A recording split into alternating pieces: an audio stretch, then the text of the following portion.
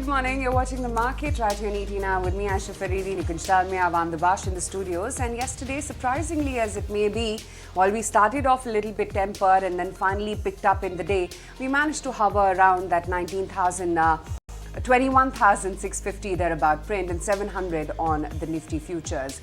Well, the price action clearly indicating some amount of long build-up as well. The Nifty Bank also managed to edge higher at the end of the higher range.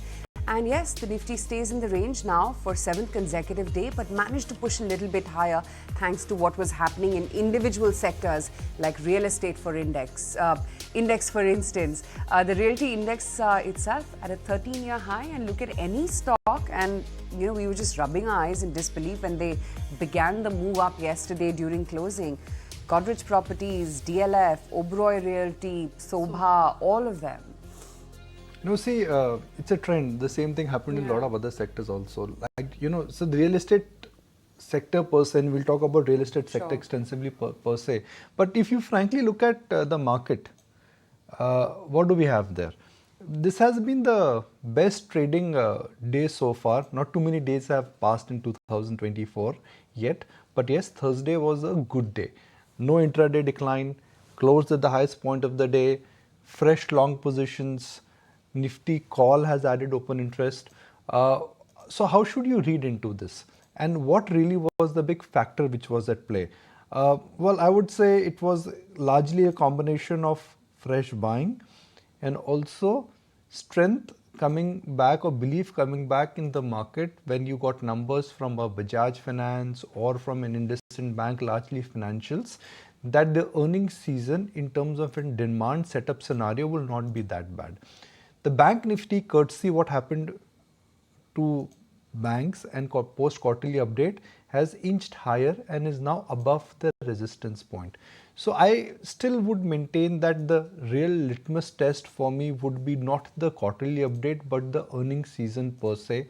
While it's good to see that markets in a sense at lower levels are finding support, and the strategy continues to be that if you are staying in the market, it is helping, it has been a rewarding experience.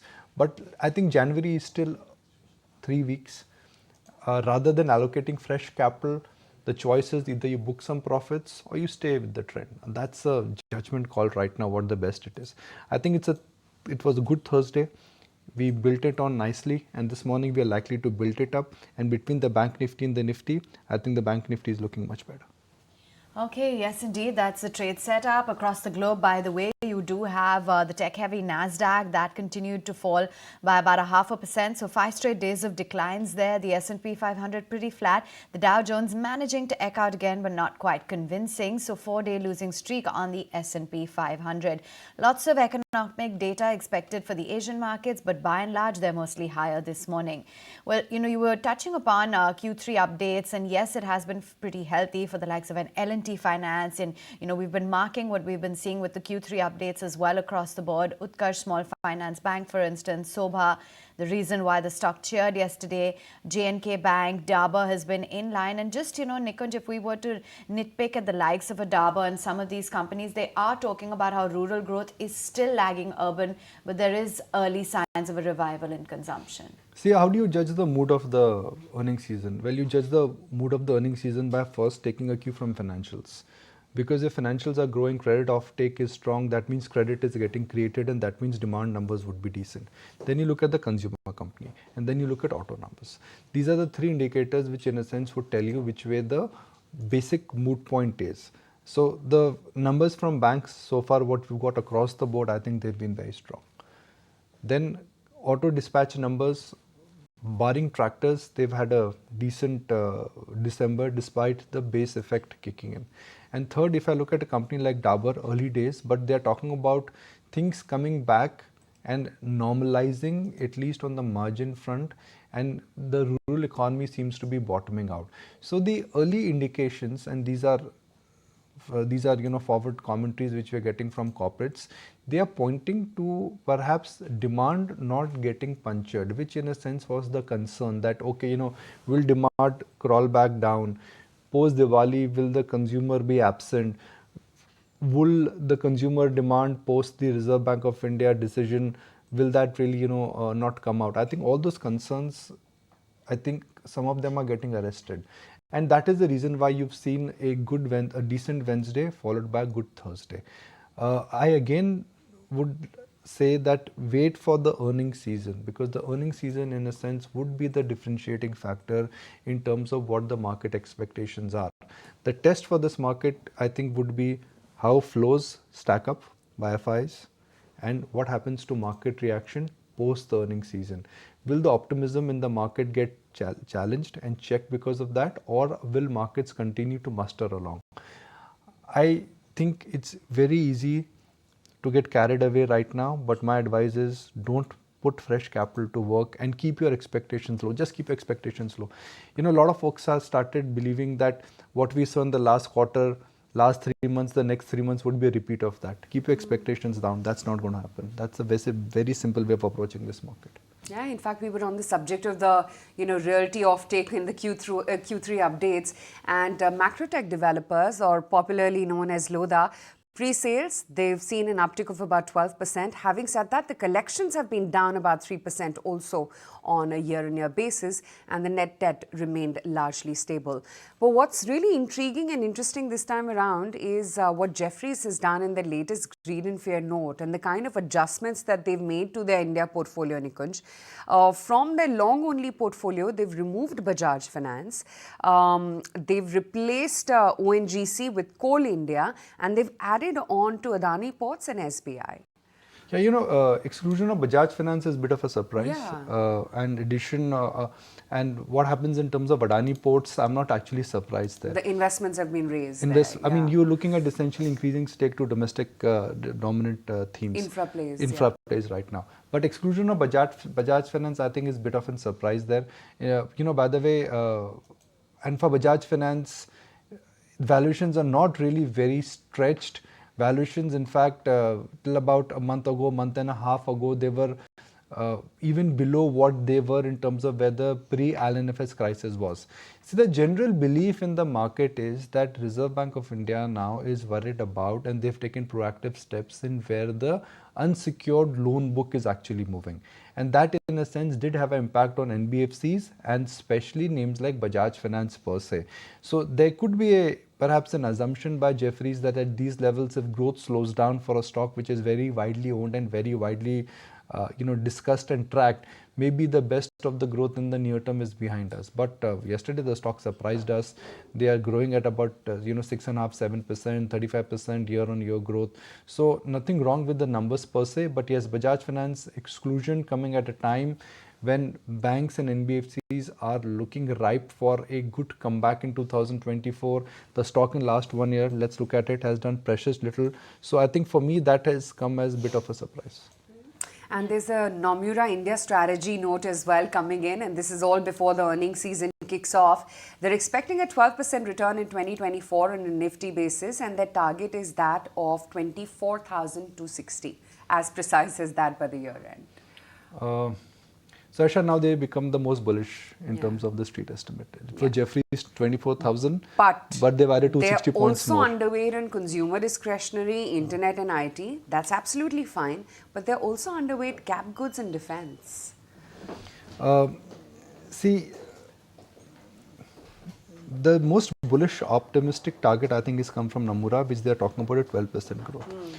And if we are talking about IT and cap goods actually, being bearish, that means you're actually making a view that in second half of this year, it is really the domestic lever and banks per se will actually make a comeback. Most of the brokerages for 2024, they have a bullish view on IT. Nomura seems to be the real outlier in terms of what the general view is. They are overweight healthcare. They are overweight consumer staples, but the fact that if you are underweight on IT and if you're really underweight on defense and metals, you clearly feel that the global economy per se is going to be 2024 would be a challenging year for global economy per se, because if you're bearish on IT and metals, that's one view. But if you're bullish on, let's say, financials, healthcare, cement and power, that means you're really bullish on the domestic market per se. Okay, that seems to be the strategy as well. And yes, they're talking about their top picks from the large caps, the likes of ICICI Bank, M&M, RIL, L&T. So that's the Nomura strategy, as well as walking you through what Jeffries had to say. Time to connect with our chartists. Let's find out what they make of the market setup. We've got Vaishali Parekh joining in and Kunal Bothra right here with us in our studios. Good morning, and Kunal, let's start off with you then and talk a little bit more about the Nifty Bank jumping from its 220 DMA. Well, yes, I think that's one of the interesting technical parameters which was seen yesterday. I think the second and the most important one was the surge in the premium back again on the Nifty and the Bank Nifty. So I think 2 days back when the indices were going through a correction, the premium had actually dropped down to some 68 to 70 odd points on the Nifty, which is a meager, less than 0.5%. And for the Bank Nifty, I think it had dropped down to 160 odd points. But yesterday, after that strong surge on the indices, we saw the Nifty premium coming back towards 140 points and the Bank Nifty premium back towards 330 points. That again is an indication of long built up which was seen in the both the indices yesterday. Again, the Nifty is come back closer to that 21,700 mark and the Bank Nifty above 48,000 levels. So I believe now we could be looking at a fresh range for the indices. 21,500 broadly could be acting as a short-term support for the Nifty and closer to 47,800, 48,000 as a strong support for the Bank Nifty. Vaishali, hi there, morning. Let's get in your take then on the frontline index. 7 straight days on the trot and we've been in a range. We snapped our 2-session losing streak. But what do you make of where we're headed from the current levels on the frontline index? So very good morning to all of you. Yes, market was taking a breather. There was a bit of corrective move coming in. But well, my view is for a weekly range, 21,450 lies as a crucial support. And now we would have a range of, for intraday purpose today, I would look at 21,750. But the prominent resistance lies at 21,850. If we move past that, we are headed towards 22,000. So for now, keeping in mind 21,450 as support levels, it should be a buy and dip. And of course, Bank Nifty, which was underperforming now, has picked up and now it's showing strength as compared to Nifty. So, well, we are close towards the resistance of 48,300, 48,400. A decisive move past that, we would be looking at 49,000 and upward. And this view, I would say, because yesterday we saw a good pickup coming in almost all the frontline banking stocks, that is HDFC Bank, IndusInd Bank, Axis, ICICI. So this is definitely supporting my view for Bank Nifty. Given the move on banks, Kunal, I'm not surprised that your list is largely a buy call on banks. Well, yes, Ayesha, and and this time I've picked up more of mid-cap names. So 2 buy calls on the banking stocks. The first one rather is a buy on Bandhan Bank. That's a stock which yesterday formed a double bottom pattern on the daily charts, closing about 260 levels on the spot basis. So would expect the follow through up move for Bandhan Bank and the closure of this strong double bottom formation. Targets of 280, stop loss could be kept at 250. And DCB Bank is the other stock which has confirmed a flag pattern breakout more on the weekly as well as on the monthly charts and with exceptional volumes over the last 4 to 5 weeks.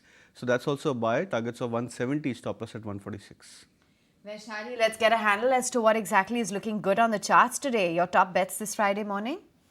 So I would be focusing more on mid-cap stocks today, and I would look at Jupiter Wagon right now.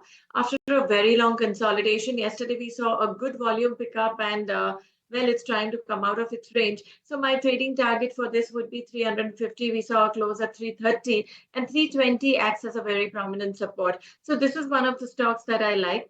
The second one is again in the mid-cap, and that is Usha Martin.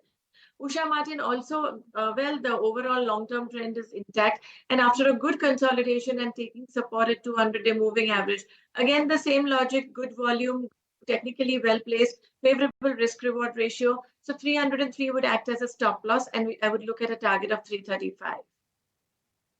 Focusing a little bit more on the mid-caps, that is Vaishali's strategy. But we have been speaking to a lot of top market honchos. We want to understand where the markets are headed this year and also whether or not we're looking at a due correction. Are we in a bubble after all? Here it are from Rajat Rajgharia, Mahesh Nandurkar as well as Ravi Darbshe. We are nowhere close to a bubble. You have the entire IT space, right, which is yet to participate in any meaningful manner. You have all the likes of Hindustan Unilever, which is almost at the same price what they were 2 years back, right?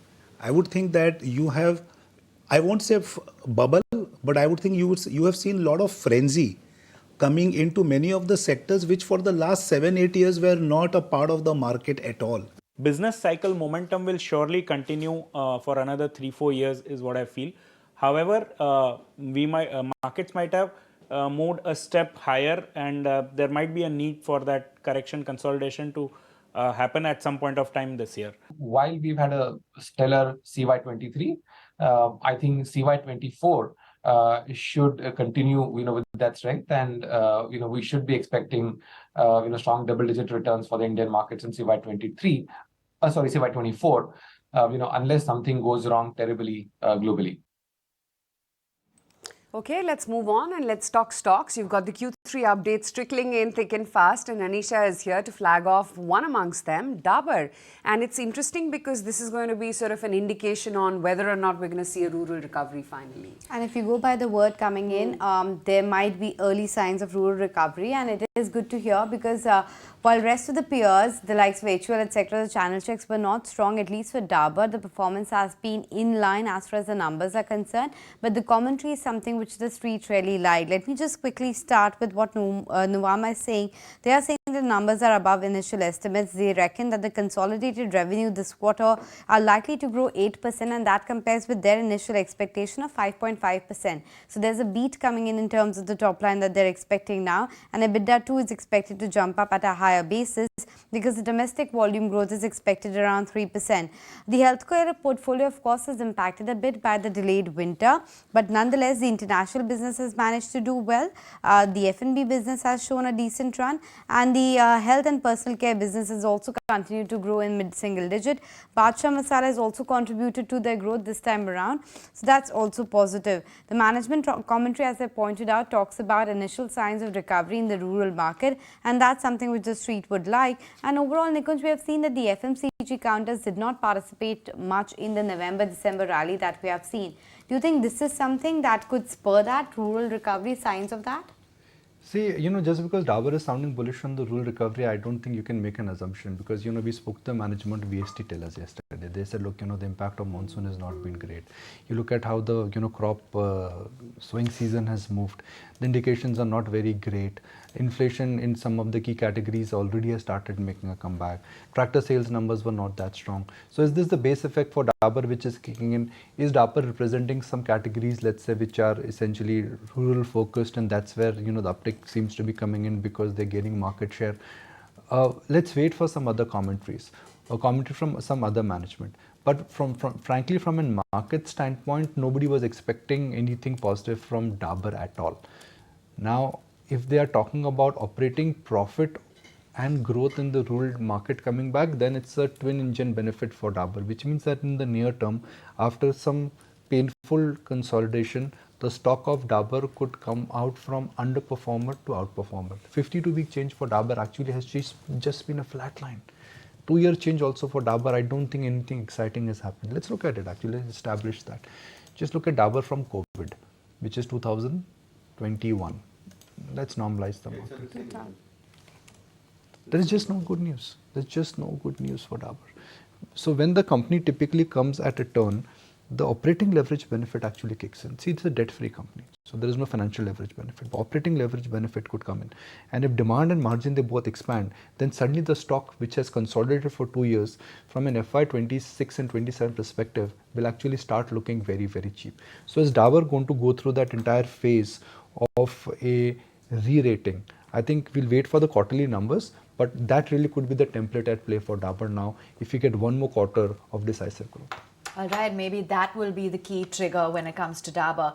But that aside, there's CG Power as well in the spotlight, Ayesha, and UBS's view is saying that they're revving up for long-term scale.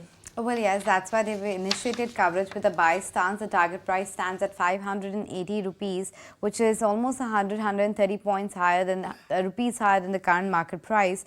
They are saying that the company is driving up for the long-term scale. The robust execution by the leadership team that we have seen over the last couple of years has given them the confidence that the company should drive the industry-leading returns as well. In fact, they say it's a candidate for sector best earnings CAGR going forward, and they like the fact that the urban infrastructure trends are quite positive, and they say it is supportive for those companies which are actually adding on to capacities or have additional capacities at hand to tap into the opportunity coming in from the urban infrastructure spend, and CG Power is one of those candidates. They of course have those, they're focusing on both organic and inorganic expansion, and this could be a key differentiating factor versus the peers, and the management's three-pillar strategy, which is prioritizing exports, capacity expansion and technology, if executed well, could help them to catch up with the rest of the market as well. So overall, a very positive note coming in, and they like that the group's robust M&A record is something that could be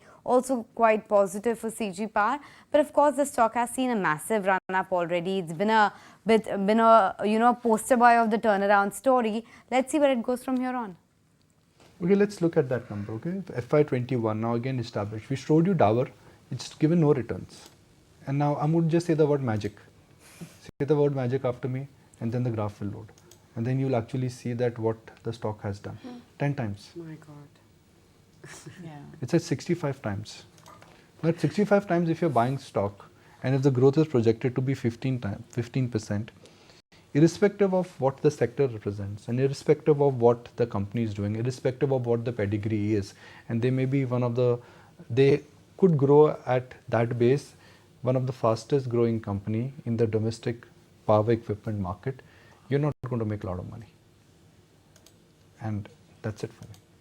10 times already up in 3 years, 65 times, and with a growth potential of 15 to 18%. Yeah, 16% CAGR.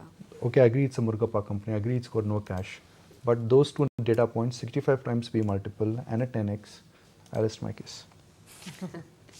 Okay, resting our case on CG Power, given the phenomenal ride that the stock has already had. Ayesha, thanks for flagging off Dabur as well as CG Power. We're going to look out for both those stocks in trade today. In fact, on that note, we're going to take a very quick break as well and bring on board Sanjeev Bhasin as well, our researchers, to flag off all the other stocks and news this Friday morning.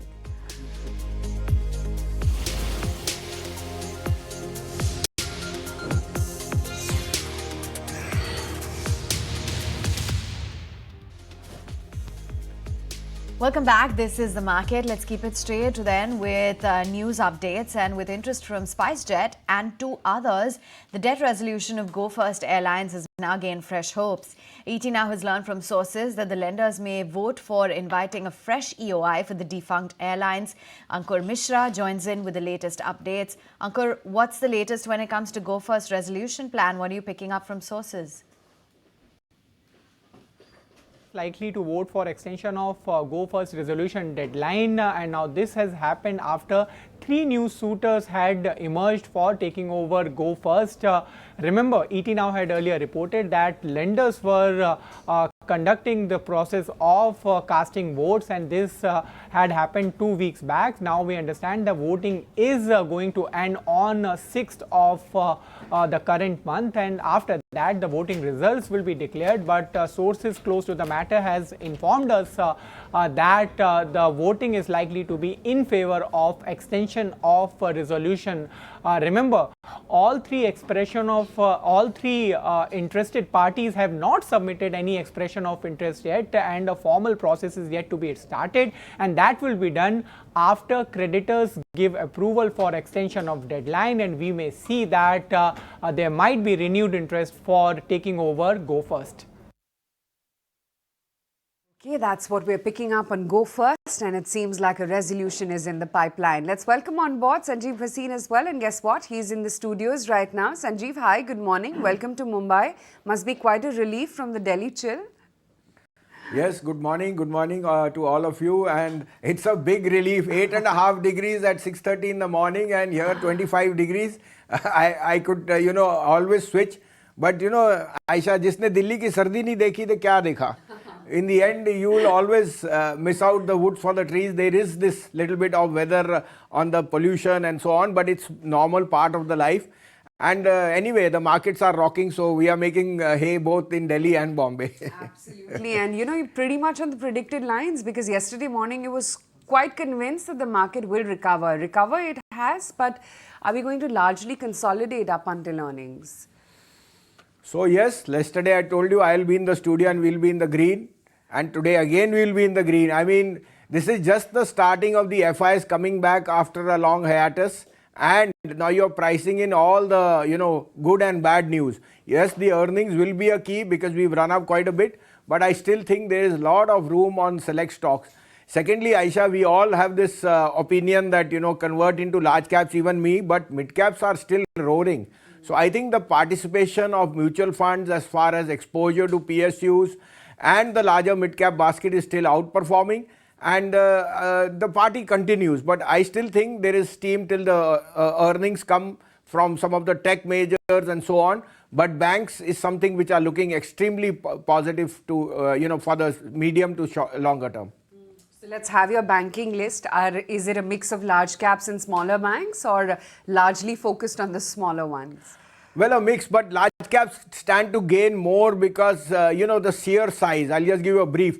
ICICI Bank is my top pick. I think at 990, it's a no-brainer given 6.89 lakh market capitalization and raring to go into that $100 billion club. It has a book size, lending book advances of $150 billion. And, it's trading at 2.85 price to book. Even IREDA and all are 3 plus. So I think there is enough room for ICICI now to go to new highs. And don't play it for the next few days. This is one stock which should be in your portfolio for that 20% upside, which will take it to that $100 billion club. This will be, by the way, the fourth $100 billion entry. Second would be Kotak. I think some of parts Kotak has lagged because of the change of leadership. The present incumbent MD seems to be very much in charge. And some of parts, the businesses are giving me a lot of momentum. So at 1850, 1855, Kotak becomes a no-brainer. I think this is headed to 2000. And last but not least, I think DCB Bank, I've been on it from 120, 125. The Aga Khan Group has just increased its stake at 137. This stock is headed to 185 and 250 by the end of this year. Okay, and what's going on, Sajib? Morning, firstly. When it comes to some of those real estate stocks, of course, there was a very synchronized move that we saw across the board. But how are you reading into that? Yeah, good morning. So, Avanne, you can see from the ground levels that sales are taking place at the highest pace ever.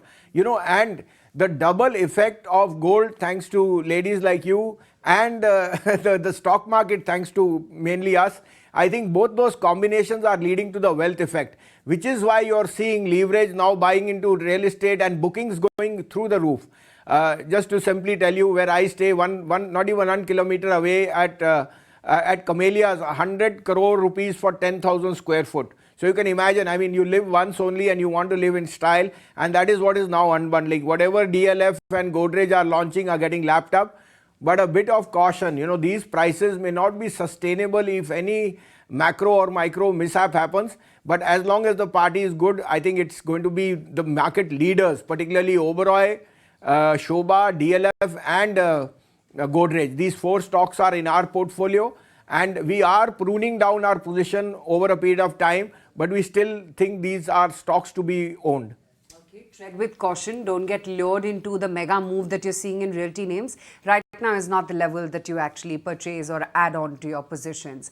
But let's also address some of the other stocks in news. And Grasim will issue shares on a right basis at about 1,812 rupees per share. Let me take it across to Ayesha and understand the math. Ayesha?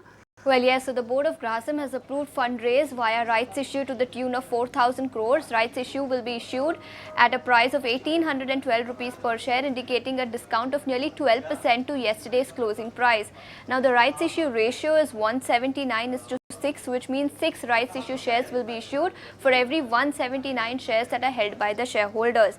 Proceeds, the company says, will be utilized for repayment of debt, for general corporate purpose and for funding their capex requirements.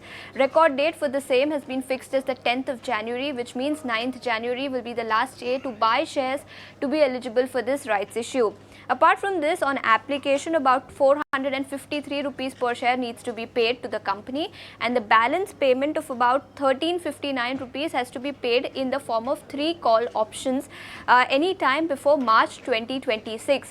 Let's also look at the maths then. Estimated price of rights entitlement per share translates to about 251 rupees per share, which is the current market price of 2063 minus the rights entitlement issue price of 1812 rupees per share.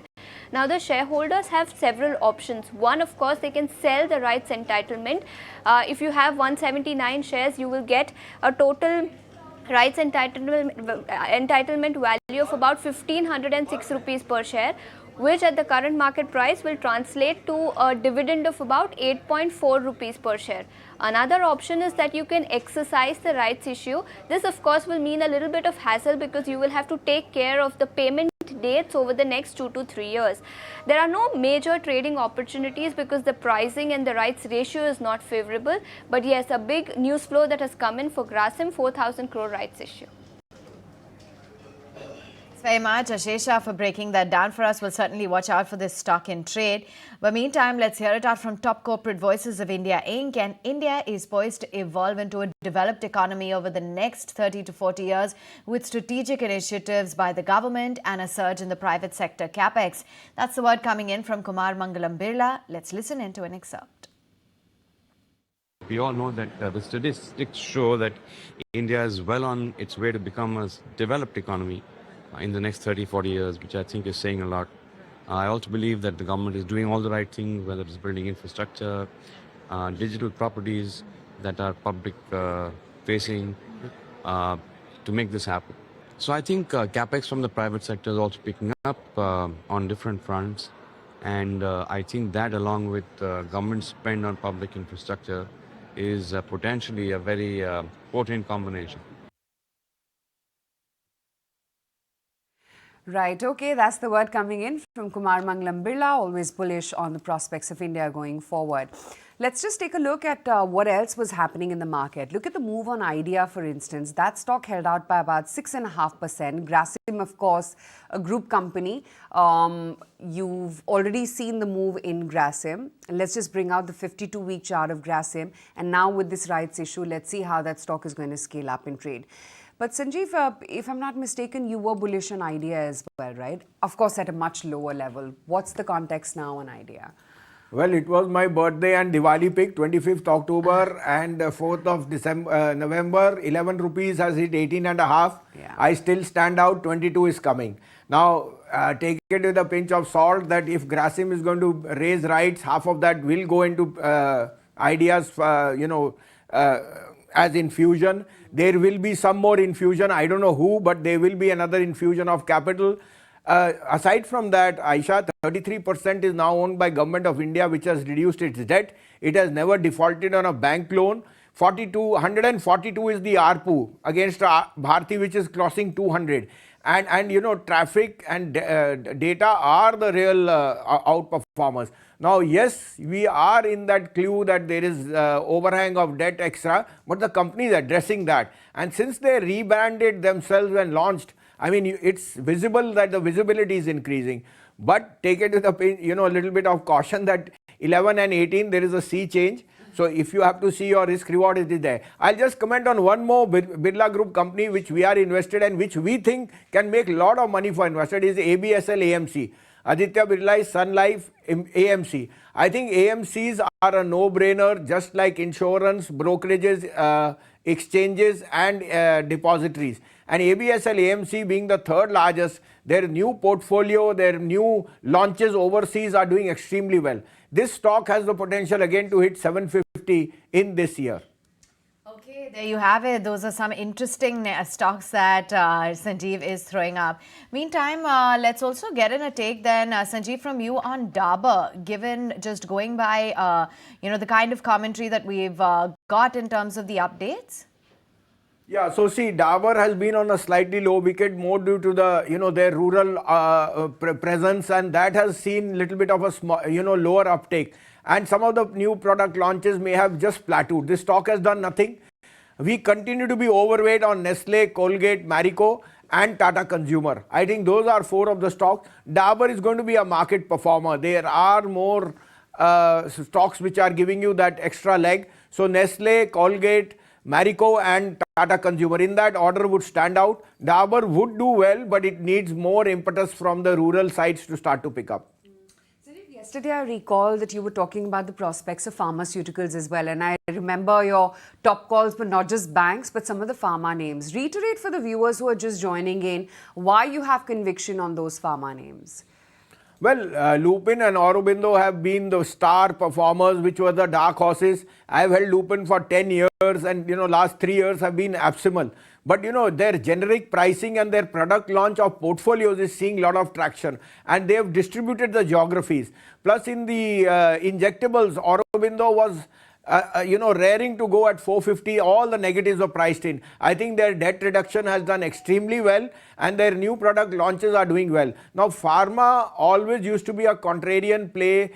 Firstly, it lost out because of COVID and so, but Ayesha, if you recall now, it has taken the place of IT as a proxy against a weak dollar. And I still think Dr. Reddy, Lupin, Sun and Aurobindo. By the way, Lupin and Auro are in our two portfolios and Dr. Reddy. And we think these are very good proxy plays. Plus, they have a low beta.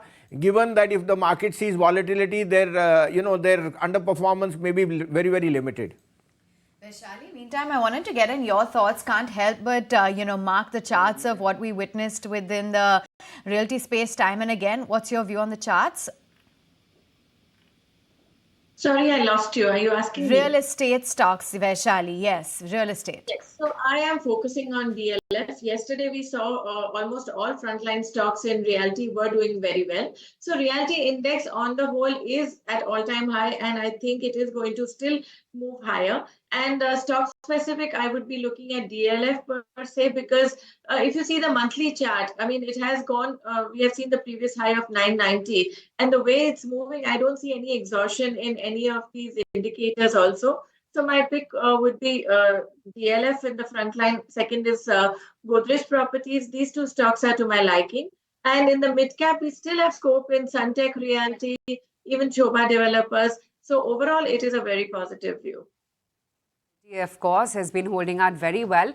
In fact, let's just take stock of a slew of stocks which are going to be in focus. The companies have come out with their Q3 updates. Let me take it across to Sharad and get in a list of the same. Sharad?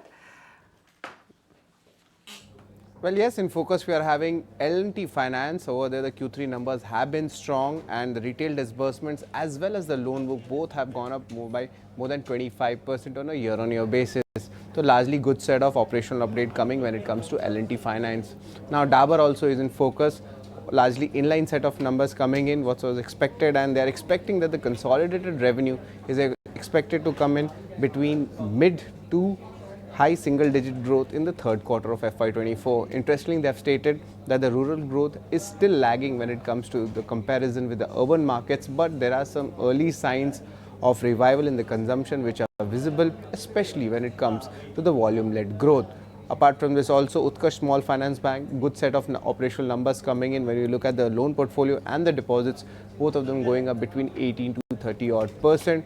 But for ESAF Small Finance Bank, overall the numbers have been mixed, and because of this, because the deposits in advance have been on the good side, the performance has been strong, but the asset quality that has actually kind of degraded, and GNPA and NPA numbers on a sequential basis have come on a higher numbers. Also Sobha, very strong set of operational numbers, and it has achieved its highest ever quarterly revenue when it comes to the sales, and the value growth has been roughly 37% on a year-on-year basis. And last bank which would be in focus for the operational part would be JK Bank, largely inline set of numbers coming in with deposits and gross advances growing up between 9 to 14% on a year-on-year basis. All right, Hero MotoCorp risk reward ratio according to Morgan Stanley. Very interesting. Risk reward ratio for Hero MotoCorp has been updated. We raise our estimate, and according to an unchanged valuation methodology, we've increased our target price on Hero MotoCorp from 2,500 to 2,800. Very interesting from the house of Morgan Stanley. Now, this is a risk reward update, which essentially means that this is not like in the near term, they feel that Hero MotoCorp has potential to give a spike. No, actually 2,800. It's 4,100. Yeah, so they actually expect. So I don't know this report, Bhasin Saab. They are saying that the current price is 4,000, and we think that the fair price from 2,500 will go to 2,800. 4,000 का भाव है.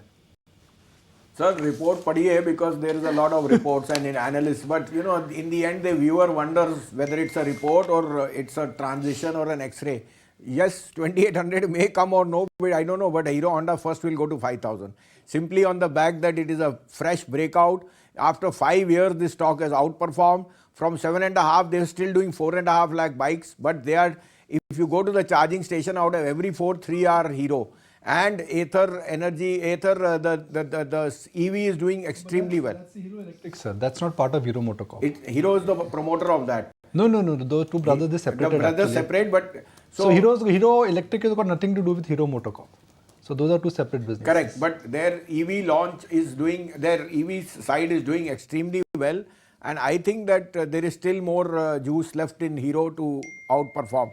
But like I said, you know, the stock has already run up from 2,500 to 4,100, and maybe the Morgan people were waiting 2,500 to be an opportunity to buy. They missed it. Okay, now the next one is is Maruti. We've changed our risk estimate, and they feel that there could be a 10% decline to Maruti as they've reduced the FY24, FY25 and FY26 estimates by 3, 5 and 4%, as they expect that the industry in a sense will slow down. Now you got to just look at the big picture. 54% of the total cars which have been sold in India, 50% plus is actually SUVs. Within that, Maruti has 20% market share, but Maruti still has a 40% plus market share when it comes to the sedan market. And because they have a 40% plus market share in the sedan market, because SUVs are selling and sedan is not selling, then operatingly that means there could be pressure on Maruti going forward if the sedan market does not pick up. Morgan Stanley's real price target or their price target for Maruti is 11,396. Where is current stock? Let's look at the 10,000. 10,000. Do you think the best of the auto rallies behind us, Bhasin Saab? I think so, and like I said, Ashok Leland is a standout. I will not chase Bajaj Auto at this price as I have it in my portfolio. The buyback news actually would be an opportunity to sell at 7,000. But Ashok Leland stands out to be, I think, the best in play on valuations, on any metric of the bus market and so on. And I think that can be a real outperformer. 250 is my target, which I think can come in the next 3 to 4 months. All right. Thanks very much, Sanjeev, for dropping by. Good to have you in our studios. And there you have it. That's the view coming in terms of individual stock recommendations. Well, let's also welcome on board then Pankaj Pandey, who's joining on from ICICI Direct. Pankaj, hi there. Good to have you on board.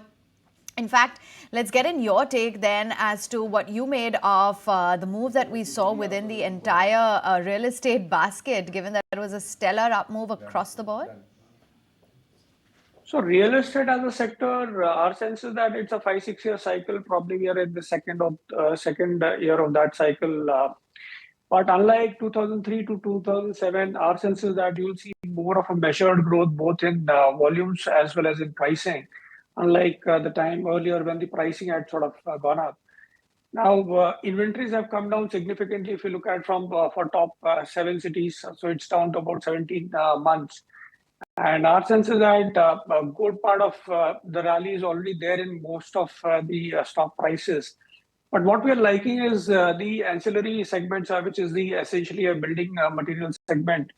So there we are liking Kajaria Ceramics. We have given a buy on green ply because our sense is that when these deliveries start to happen in the next 1 year, the demand for these home building products should go up. In addition to that, Century Ply is another stock which you have been liking for quite some time. What do you make of the quarterly update? Do you think we are in for a good earnings season? Because the numbers what we bought from Federal Bank, Bajaj Finance, even for that matter, IndusInd Bank, and now from Dabur, all of them are indicating that things could look up for the Q3 earnings season. So I think, Nikunj, overall our sense is that BFSI is expected to sort of keep doing well if you look at the advanced growth for most of the companies. And I think the only challenge or the factor one needs to watch out for is whether there is a compression in margins, what we see. But our sense is that for next 1 year, probably PSU banks look a lot more attractive, largely because of two, three perspectives. One, if we start getting inflows on the bond side, it is possible that the bond yields can correct by 100 odd bips going forward, along with in tandem with the rate cuts of 75 bips. And so obviously you could have some treasury gains. And on top of it, our sense is that whatever excess SLR some of these banks might be holding, I think that also can be put to use in terms of lending, which will fetch better margins. So PSU as a basket is looking good, and then we are liking some of the NBFCs or smaller segments, like say for example, small MSME financing or even the microfinance as a space. What has been the tone of retail activity in last 10-15 days? I mean, because enough and more has been discussed about frenzy in small cap, craziness in mid cap. What is the real picture? I look at the number of demat accounts, the data which has come out, it is up 50% month on month. And I said, wow, 50% month on month jump in new additions. So what's happening at ICICI Direct? So I think overall there is not much of a fear. You see, from an investor perspective, I think there is an anticipation that we could see some correction in between. But I think from a valuation perspective, people are still not worried in some of the stocks. So I think the mood continues to remain quite robust. What would you say are your top 3 ideas for mid and small cap stocks? Let's keep large cap stocks aside. Let's keep Nifty 50 and companies which have a market cap of more than $15-20 billion aside. From the pond, which could be called as a $2-3 billion pond, what are your top ideas and why? So Nikunj, what we are liking is Ugro Capital. It's an MSME lender. Overall expectation is that the AUM will grow at 50% and ROAs will inch up from 1% last year to 3%. And so here we have a target price of 350. We are also liking Greenply, like I said, with a target price of 295. I think their MDF plant is operational. The capacity utilization for that should go up going forward. And that should fetch better margins. Then I think what we are also liking is cement as a space. So Birla Corporation is another stock which we are liking with a target price of 1755. Lastly, the volume growth is expected to be decent at 7%, even with given the fact that they have commissioned 4 million ton kind of incremental capacity. And obviously, the EBITDA per tons are expected to improve for entire industry, even for this company from say 490 or to closer to 1,000 rupees per ton. And valuations are okay at I think 7.5 times EV by EBITDA. Pankaj, what is the update from Kalyan Jewellers telling you about the kind of demand that's out there? You know, the Q3 update is, of course, showing very, very robust momentum. More importantly, you know, their Middle East exposure as well is benefiting them a lot. You know, that, Titan, some of the new age some of the new IPOs as well from within the same space that we've seen as well have got some massive subscription. They've all been holding up very well from the issue price, and first day of listing gains, etc. as well have been made. Any new opportunities here, you think? So largely we have been liking more of Titan. So typically what happens is that when the gold prices inch up, obviously people will buy lower grammage because largely the ticket sizes or the budget largely remain constant. So volume sort of takes a backseat, but our sense is that it sort of normalizes over a period of time.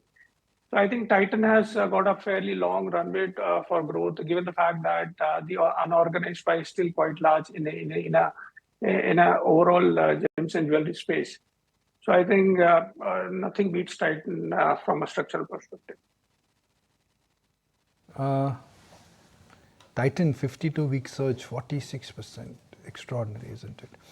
Indigo, by the way, has removed the fuel surcharge which they were charging to the passengers because A, ATF prices have come down.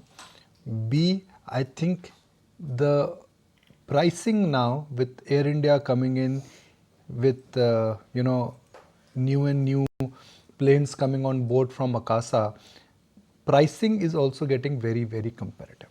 But Indigo as a stock is done extremely well. Removal from air ticket effective 4th of Jan 2004. So Kunal ticket करा लो भाई, अब तो सस्ता हो गया, surcharge नहीं देना पड़ेगा. Yeah, I agree. How's the stock looking? I think it's been actually looking very good, Nikunj, over the last 3-4 months because there was a point when even when the markets were getting into a slight choppy phase, I think in the second half of 2023, I think even in that phase, Indigo remained more sideways. I think at 2400, 2500. At that point, the stock took almost a 2-3 months of sideways consolidation. And when the markets went into a breakout kind of a mode, we saw the stock moving up from 2500 to now almost on the verge of breaking the 3000 mark. In fact, the indicators on the weekly and the monthly charts are much more better for Interglobe Aviation this time around than what they have been in the post-COVID rally for the stock, when the stock started to move up from that 1600, 1700 of a major consolidation phase. So which means that what the stock is actually doing over the last 2 years is upping the base for itself from 1600, 1700 broadly to now 24, 2500, which is the new support range for Interglobe Aviation. And the indicators are much more stronger this time around, which means that if in case there is any kind of a short-term correction or any kind of a pullback, the tendency for the stock to fall sharper would be extremely less this time around. Okay. What is your view, Pankaj Pandey, of the aviation sector? Because this is one sector which I think is not growing, but it is blooming.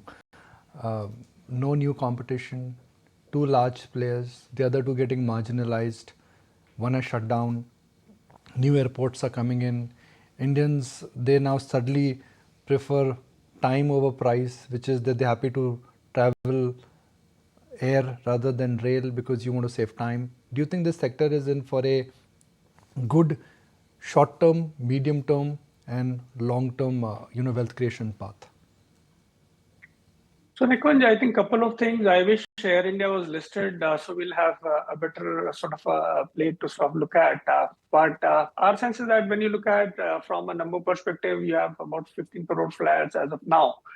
And we've seen that even, say, for example, a religious place like Varanasi, we have seen about 8 to 9 crore tourists sort of coming in.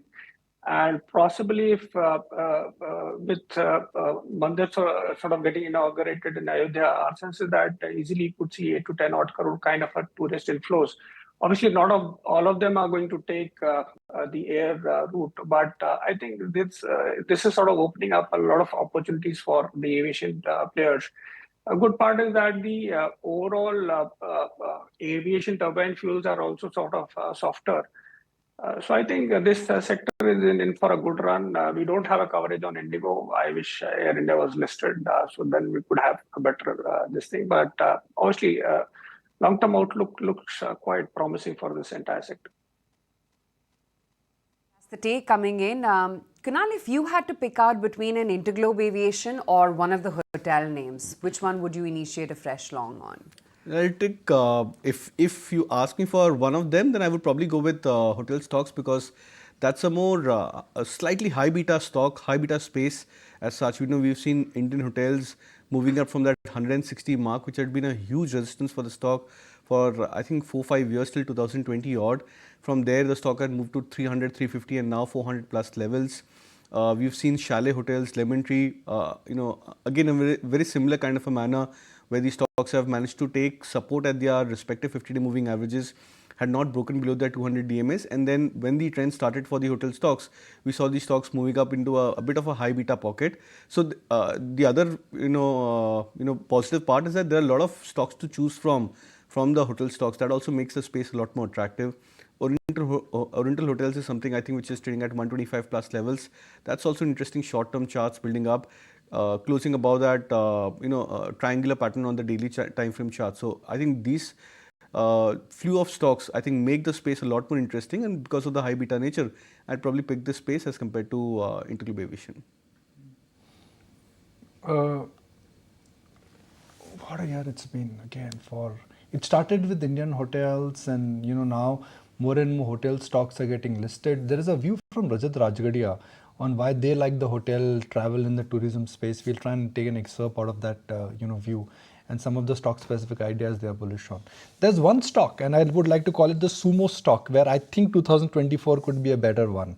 That is State Bank of India. 2022 was good. 2023 was flat. Could it be the elephant dancing again? 52-week change for State Bank of India has been just hugging on to a flat line. They're growing at 14-15% plus. Their NIMs are well under control. They are not raising capital. So the 2-year change in State Bank of India, frankly, has not been very breathtaking. And post-COVID also, when look at Bank of Baroda. Actually, let's look at it. 5-year change for Bank of Baroda, 5-year change for Canara Bank, 5-year change for SBI, 5-year change for Union Bank. While we'll wait for those graphics to get loaded, even it'll be learning for me. Bank of Baroda, 5-year change. I'm talking about the pre-COVID era, when all of them were like completely slammed down because of NPA problems. Bank of Baroda has given you 95% return. Next, State Bank of India has given you 110% return. Then we'll turn it around, and then we'll actually see Canara Bank, it has given you 64% return. And similarly, maybe a Union Bank where the consolidation is at play. They took some time to merge. A lot of banks were merged. Union Bank has become a large bank now, has given a 34% return. So Pankaj Pandey, the 5-year return in a Union Bank or a State Bank of India, some would argue and say, is not breathtaking. PNB has given a 19% return. So I may look at the last 2-year return and say, wow, बहुत बड़ा return है. PSU banks have got re-rated. But the reality is SBI 100% in 5 years. PNB 20% in last 5 years. Union Bank 34% in 5 years. Nikunj, historically, if you look at, you're right that these stocks haven't really sort of done so well, while in the recent past they have done well. And I think our sense is that this is one space within the entire BFSI which has the potential to sort of get re-rated. Like I said, if RBI also goes for a rate cut of say 75 bips in line with what US Fed does, potentially the yields can drop by 1%, and obviously that would mean some bit of a treasury gain for some of these PSU names. And our SBI is trading at about 1.2 times book, and I think with 14-15% kind of a growth rate and most of the major business parameters being okay. I think a potential for re-rating for SBI is obviously there. We have a target price of 725. It was part of our Mauro pick. Besides that, what we are also liking is some of the other tier 2 PSU banks, like say, for example, Bank of India or even PNB, we have given in technical recommendations. So I think PSU banks is a good space to be there into. The valuations are definitely quite reasonable. So it's not gone through the roof in like you see for some of the pockets. So we continue to be very constructive on the entire space. Nothing of a move really in the last 5 years for most of these banks.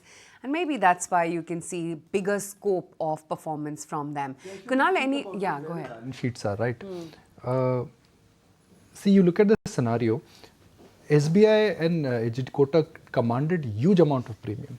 Why? Because that time, there were only 2 banks where you were confident that the book quality is not going to be bad and NPA cycles will not be a problem. So they were trading at a disproportionate amount of premium. Everybody just wanted to say, okay, we will only buy HDFC Bank and we will only buy Kotak. So the price to book and the valuations were bidded higher to historical levels.